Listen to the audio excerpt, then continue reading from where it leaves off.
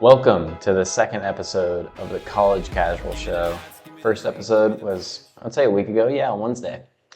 We went over the top 25, my top 25 for the season. And today we're going to kind of go deeper into some of these teams and kind of raise some questions on what they need to prove this year and what kind of needs to be the framework of what a successful season for these teams are.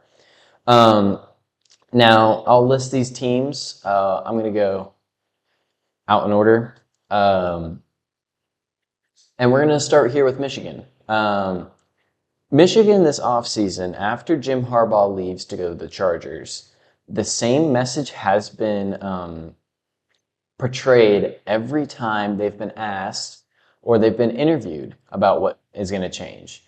And Sharon Moore and everyone else in the program, including the players, has said nothing has changed. The standard is still the same. And the standard for Michigan is national championship. Now, do I think they will be able to reach this? I don't think so. And even in my prediction for the playoff, I don't have them in the playoffs because I do think they take a step back because of the limits on offense. But that is the big question for Michigan this year. Is can they stay consistent even though they have a new play caller or new head coach in Sharon Moore? Sharon Moore proved a lot last season in the 3 games that Jim Harbaugh was suspended for. In the game against Penn State, he runs the ball 32 straight times. I think that's very definitive on who Sharon Moore is as a coach. He's not afraid to just be like, guess what, guys? We're going to run it 32 times in a row. We're just going to do one thing, and we're going to out-physical the other team, and we're just going to – they're going to know what play they're going to know what we're going to do. It doesn't matter because we're going to get down their throats, and we're going to run the football. I don't think he's afraid to do that, and I think that's very good for a coach to be able to learn that and also apply it. So I think in terms of coaching, they're really good there at Michigan, but it's the personnel on offense. They're going to have an elite defense. They did lose a lot of leaders on the defensive side, but on the offensive side, they lost a lot on the offensive line. Zach Zinter, he did go to the NFL. Donovan Edwards is one of the only guys who stayed, and he's going to be in the backfield with Alex Orji. Now, everyone else on the outside is different, and on the inside and the interior as well. But when you look at Michigan and how they portray their program, especially how it went last year and how they say it's Michigan against the world, I think it's going to be the same message portrayed this season because everyone is writing them off. As soon as Jim Harbaugh leaves to the NFL, everyone's like, all right, Michigan's, they're not really a true playoff contender or even a team that can go deep in the playoff if they get in. And a lot of people are writing them off, even me. Now, this is for Michigan to take into account that they need to push the bar and they need to go not only make the playoffs, but go far in the playoffs, make it to the quarterfinal or the semifinal. I think that's a successful season for Michigan because you just came off a national championship, but then your coach goes to the NFL. I think if you are Michigan, you want to make sure that you keep the standard where it's at. So that's my question for Michigan is, has nothing changed? Like they say, every time I hear it during the offseason, I just hear nothing's changed. Nothing in terms of the standard, nothing in terms of how the day-to-day goes.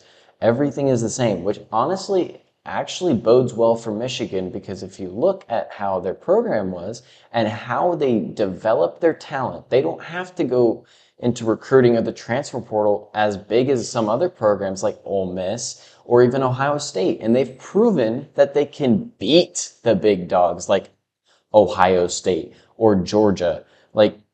Georgia a little bit because they got destroyed in the first time they got in the playoff. But they did beat Ohio State 3 times in a row. They've proven that they can beat talent, true talent. And that showed in the playoff game against Alabama.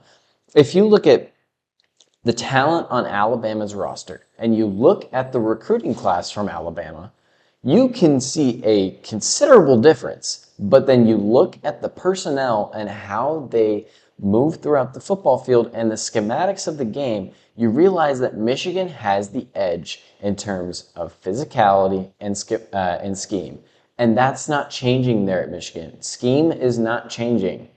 Now, in terms of physicality, the mentality of physicality is still there, but we don't know if the personnel is the same in terms of physicality, because Michigan has portrayed year after year, ever since they beat Ohio State, that we're going to be more physical, and it's proven successful.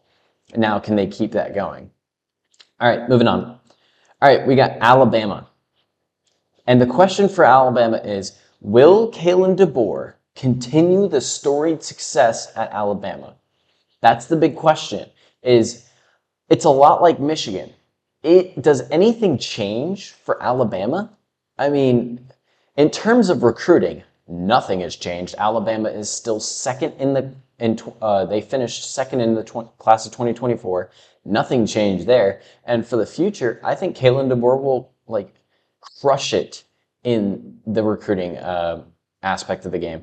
And we're about to see on the field how great Alabama will be this season and just where they're at. I think Kalen DeBoer is great in terms of quarterback success. You look at Michael Penix and see what he did. He had the arm talent. So does Jalen Milroe. I think Jalen Milroe took a step last year, and that was really proving how lethal he could be, not only with his arm, but with his legs. And that's what proved, that's where there was a sudden shift from Alabama, because they lose to Texas at home, and then they go to USF and they struggle. They really struggled that game. If you remember watching those games, of that stretch of games for Alabama, you could tell Alabama there was something wrong. Even Jalen Milroe was benched in the USF game. And then in the middle of the season, something just clicked from the offensive coordinator perspective of, okay, this is what we need to do with Jalen Milroe. And it went successful. They finally tapped into what Jalen Milroe was good at. And if you watch the game that they had against Texas, Jalen Milroe threw 3 interceptions. I think it was either 2 or 3. I'm not entirely sure.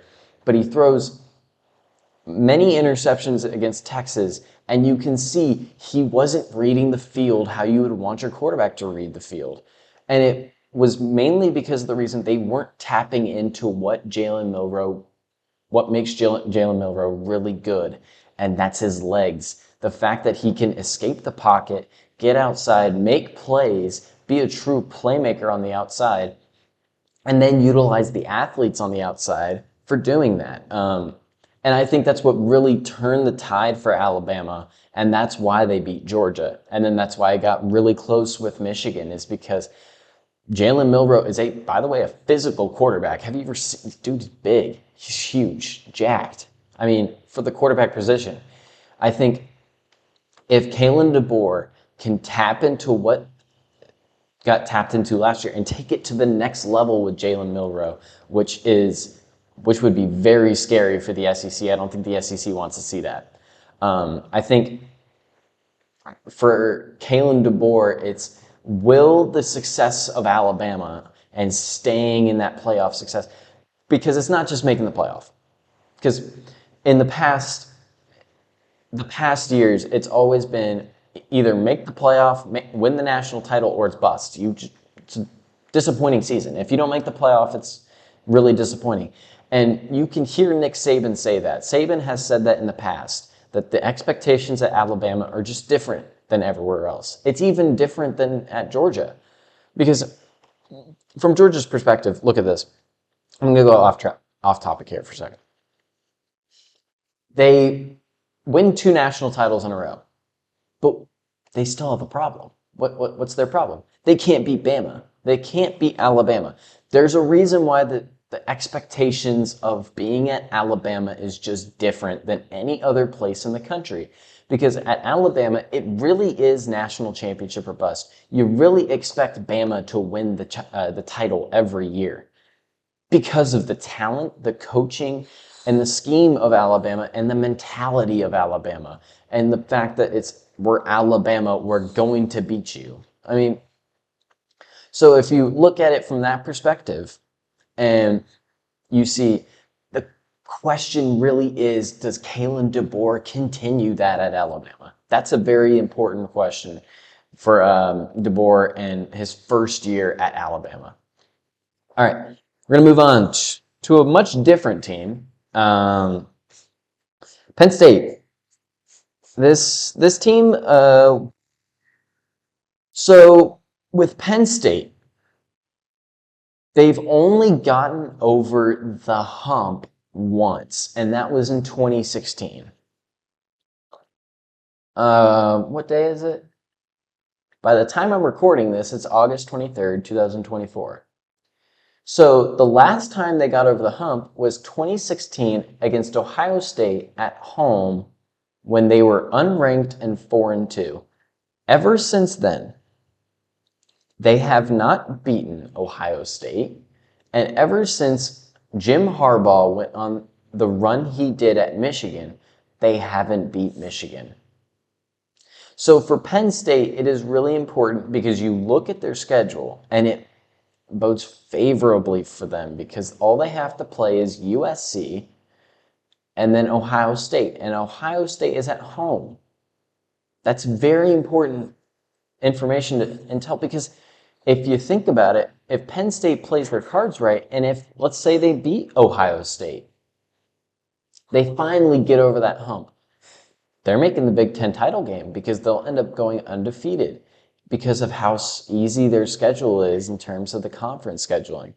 I think for Penn State, it is week one will tell us a lot about where Penn State is at in terms of play calling. As I've said before, the offensive coordinator, Andy Koldenicki, comes in for Penn State. And what you're hoping for Penn State is that when he comes in, you're hoping that he brings another sense of offensive explosiveness for Drew Aller and Nick Singleton and the offense for Penn State. For last year, and I said this last time, is Penn State was very one-dimensional. You knew what they were going to do. They were a very predictable offense. They would usually run to set up the pass, and they never let Drew Aller actually do what he's good at, and he's a very talented quarterback. Don't get it wrong. He was looked at last year like he was a game manager in terms of talent because of how they utilized Drew Aller last year. And I think that needs to change. And I think you're hoping with Koldenicki, does that change? And if that changes, if the offense, because the defense is always elite. I don't think there's ever really been a Penn State defense in the past, in the years that the team has been elite, where you've been questioning, okay, is this defense any good? No, they have had Micah Parsons in the past.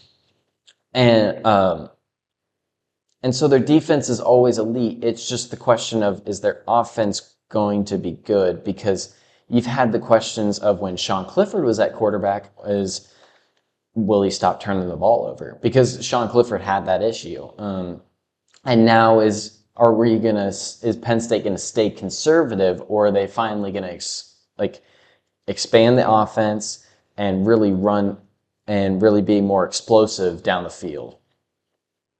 All right, up next, I've got USC. Do they get better at defense? That's a big question for USC because that will come into play in their first year in the Big Ten.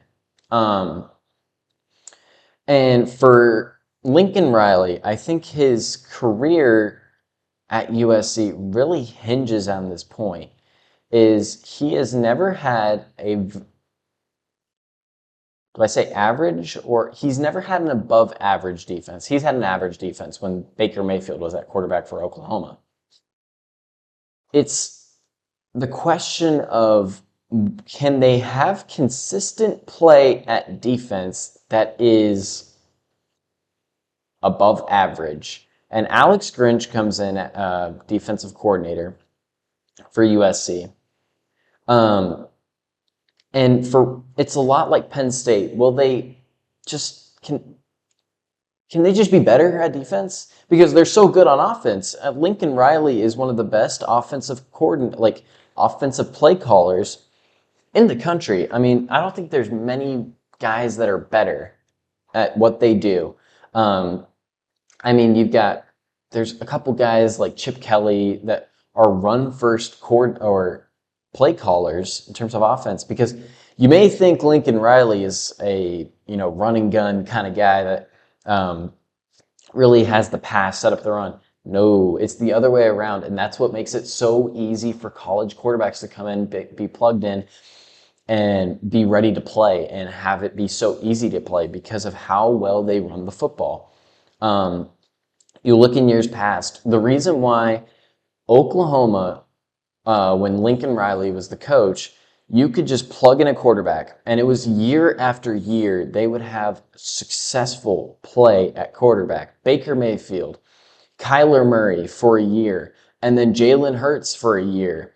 And then you have Spencer Rattler is kind of the outlier, but he still was pretty good at quarterback. It wasn't until Caleb Williams came in and Lincoln Riley's talent at the offensive play caller position, and then Caleb Williams' talent at the quarterback position just really made the offense flourish. And the thing with that, what USC is talking about this year is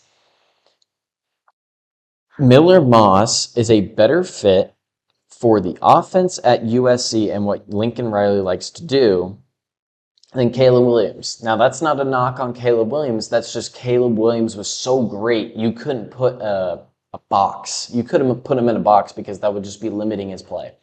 So all that goes to say is their offense is great. That's never a question. It's just their defense. Can the defense get it done? Can they finally not be abysmal for USC? The reason why they went 8-5, 7-5 in the regular season. I'm not even going to count that bowl win. 7-5 in the regular season. That's when they went to the Pac-12 championship game the year before. Now, granted, they had less talent the year after. They still had Caleb Williams. When you have the number 1 overall pick and you went to the Pac-12 title the year before, your conference title the year before, and then you go 7-5 in the regular season because your defense sucks? Seriously? It was so bad in that last stretch of games for USC that it's really become an indictment on Lincoln Riley's career. Can he not administer a pretty good defense? It usually is always the question. Even at Oklahoma, there were so many questions. Is the defense going to be good? Is it going to be any good? Like, when you look at the statistics and the numbers for USC last season,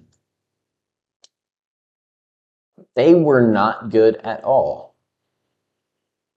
And I'm not even trying to overstate it. It is just, they were one of the worst in terms of passing yards, rushing yards, and points per game. They allowed over 5,000 yards last season. And per game, that's over 400 yards per 400. I want to say 450 yards per game. Math's not really great. It's actually 439 per game. Excuse me. And passing yards, it's 3,000. Like, the defense was so bad, and it's not just like the statistics that really show how bad they were. It was the tackling. It's just the on-tape stuff that you watch, and you're like, this is not good. Anyway. All right, my last one that I'm going to do is Ohio State. And there's not even a question. It's just one word. Michigan. I think that goes without saying. So the question for Ohio State is, can they finally beat Michigan? Because before they lost to Michigan and started this 3-game skid against them, I believe it was an 8 or 9 win streak against Michigan. And it was dominant. Every year, you never really had to question the game and what was going to happen in it because you knew Ohio State was going to win. It wasn't until Jim Harbaugh finally got over the hump and finally figured out what the team would be great at and how they would beat Ohio State. And once they figured that out, they started really out physicaling Ohio State. I think that's really important to note. And so now Ohio State, and a lot of people, Urban Meyer even said this is one of the most talented rosters in college football in the past 10 years of college football. You look from top to bottom, especially when you look at what has come back in terms of talent. It's a lot like Michigan last year. So when Michigan lost in the semifinal for the second year in a row against TCU, you would expect a lot of the players to go to the NFL, get their money. No, they all stayed. They all stayed because they knew they had one goal in mind. They already got over the main hump that they wanted to, Ohio State, but they had another goal, the national title. This year is a lot like Ohio State for last year that Michigan had. A lot of defense, a lot of the front seven for Ohio State has come back. And when it comes to transfers, they had one of the best transfer classes, and not in terms of quantity and how much they got. It is what they got. They got probably the best defensive back in the transfer portal. Actually, he is the best defensive back in the transfer portal, Caleb Downs from Alabama. And I said this last episode. And then they also have Quinshon Judkins is probably the best running back in the country. And then on the outside, you have Jeremiah Smith as a freshman. And a lot of people are hyping him up to be a great player. I do have high expectations for him as well. Then you have Will Howard, a big physical quarterback. And he, at practice, was able to run 22 miles an hour. That's pretty fast. And this is where it becomes interesting because it's a different quarterback than what Ryan Day has had recently. Last year, he had Kyle McCord, who was more of a game manager and was kind of like one of those quarterbacks where you watch him and you're like, please don't screw it up. Just don't throw an interception. Don't throw it into double coverage. Don't do that. Just give it to our receiver or our talent and let them do their thing. Marvin Harrison Jr. That was what Kyle McCord was so good at, but then it became predictable, and that's why they lost the Michigan game. And I said this last time as well. I keep harping back to last episode, but a lot of the stuff carries over. But when in the first quarter, with 7 minutes, I think it was 7 minutes in, Kyle McCord throws a slant route to Marvin Harrison Jr. Guess who's covering that? Will Johnson, who comes back from Michigan this year. One of the best corners in college football. Probably he's there with Caleb Downs and one of the best defensive backs in the country. He literally bully balls it because, you want to know why? Because he knew the ball was going there. Not only just because it was Marvin Harrison that was running the route and who it was that was running the route, but also because the tendencies of Kyle McCord. That's very important to note. And I think Will Howard will finally bring another level of dynamicness. And for how great CJ Stroud is, he doesn't have the outside speed as Will Howard does. When you watch Will Howard at Kansas State, you realize, this is something that I think Chip Kelly will have so much fun scheming a run game with. Because what he could do is he could really use the read option and really utilize Will Howard's athleticism, which is something that Ohio State hasn't been able to do with CJ Stroud. For how great CJ Stroud is, and by the way, he's one of the best throwers of the football in the NFL. One of the most pretty throwers you've ever seen in the NFL.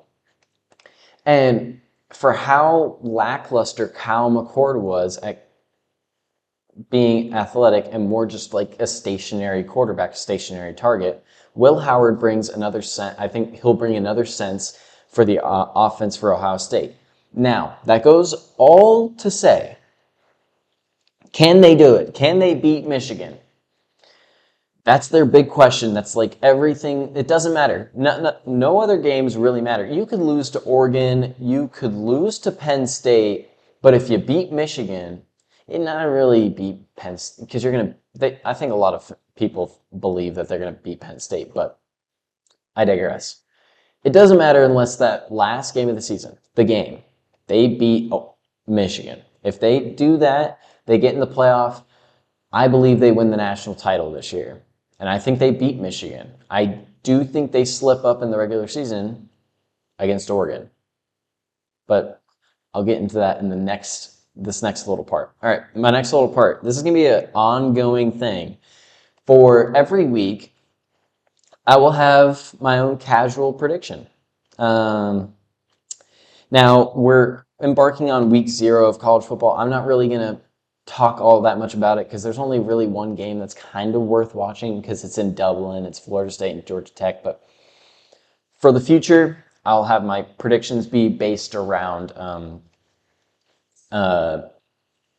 the week and what's going on in college football at that current time. But right now, I'm going for the future this season. My casual prediction is there will be no undefeated teams this year. And what I mean by that is there will be no undefeateds throughout the regular season, and that's including the conference title game, and then that's including the playoff. I think there will be no undefeated teams. Let that be known. None. Not even Ohio State.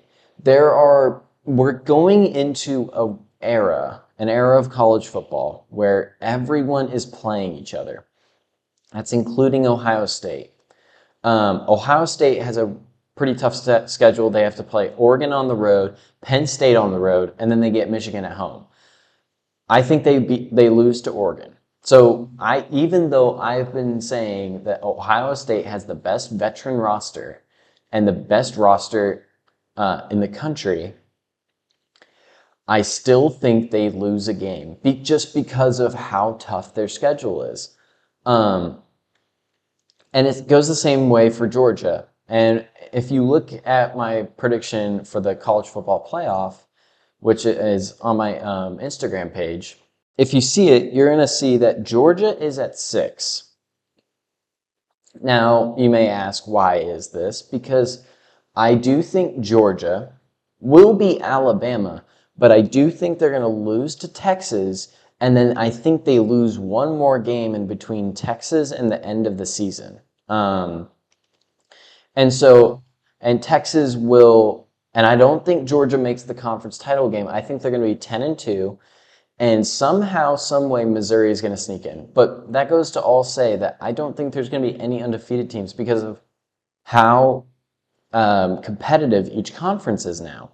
With the addition of the new teams to each conference, and really that's Oregon to the Big Ten, that's a big addition in terms of competition, and not even just them, but USC, UCLA, and Washington, they're all really competitive teams. And then you have the additions in the SEC, Texas and Oklahoma. It adds another dimension to the schedule and how hard schedule. Just look at Florida's schedule. Look at how rough they have it this year. And then I don't even think Utah will go undefeated.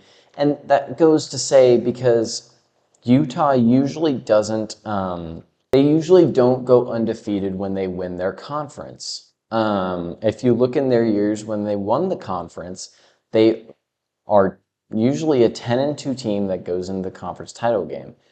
I think that's going to be the same just because of how stacked the Big 12 is this year and how many teams can get into the conference title game. I've got about 5 teams that can be competitive for the Big 12, and they all really play each other in the regular season. So, and then Florida State, I don't think they're good enough to do what they did last year and go undefeated. Don't They're going to make the playoff though, but I don't think they're going to have what they had last year and be undefeated. All right, so that's my those are my questions, and then my prediction for this year and for the 2024 college football season. We're so close. I mean, week 0 is kind of like, ooh, we get football, it's exciting, but then week 1 comes and you got Penn State, West Virginia, you got Notre Dame at Texas A&M, you got USC and LSU playing each other, you got Clemson and Georgia, just a whole slate of college football. It's going to be so much fun. I cannot wait for this season to start. It's going to be the best. I think, honestly, it's going to be the best season of college football we've seen yet because of the matchups we get. It's like fantasy football. We just like throw, or it's like going into college football 25 and just like throwing teams into different conferences and just being like, all right, you guys are going to play each other. It's going to be so much fun. Seeing the I cannot wait for the Ohio State-Oregon matchup. That is going to be one of the best matchups in the country. And for the reason of when Oregon went into the shoe a few years ago, I think it was back in 2021, Oregon beat Ohio State. And so they've proven, like the program of Oregon, I think it was when Mario Cristobal was the coach, but the program of Oregon, they've proven that they could do it at that level.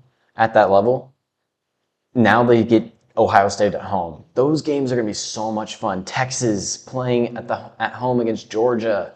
Oh, I mean, some fun is going to be brewing in college football this year. Cannot wait for it. Really excited.